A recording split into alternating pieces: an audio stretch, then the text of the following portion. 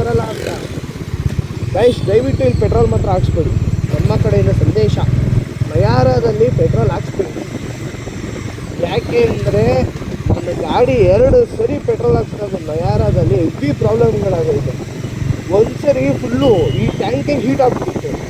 ನನ್ನ ಪ್ರಕಾರ ನೋಡಿ, ನನಗೆ ಏನು ಒಂದು 2 ರೀಸನ್ ಇರುತ್ತೆ.